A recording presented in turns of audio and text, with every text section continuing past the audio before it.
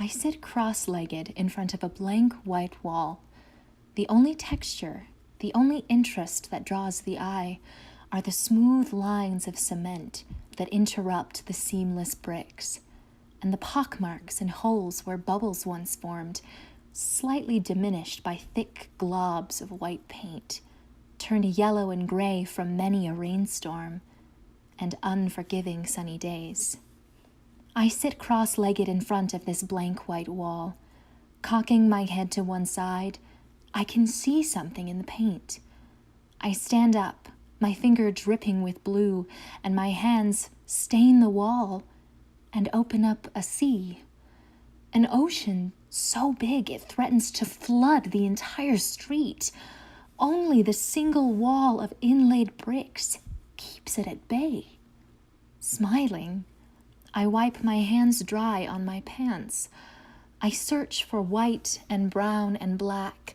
I want to find the pirate ships in the wall.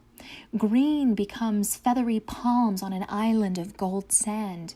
Scarlet birds cling to the branches as orange and yellow erupt across the oasis. A cannonball, black as night, started a fire, and the trees are dripping with heather ash. I desperately try to put out the fire, but the salt water turns the flames teal and bleaches the dry wood to bone.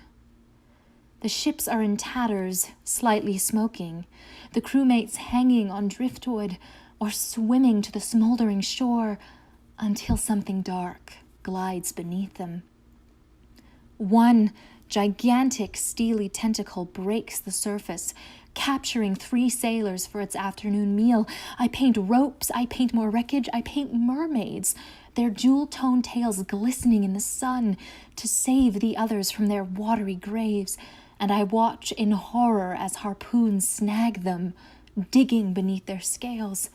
The kraken, smelling the blood on the water, returns, taking the mermaids first, and then the men, until there is nothing but red water, torn sails, and other debris. The island is raised, a lifeless rock poking out of the water, one mottled tooth in a gaping mouth, one lone tree in a burned-out forest.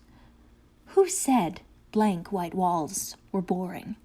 They are the stalwart guardians that keep these tiny worlds breathing in between each one of our breaths, from exploding into reality and changing everything we know.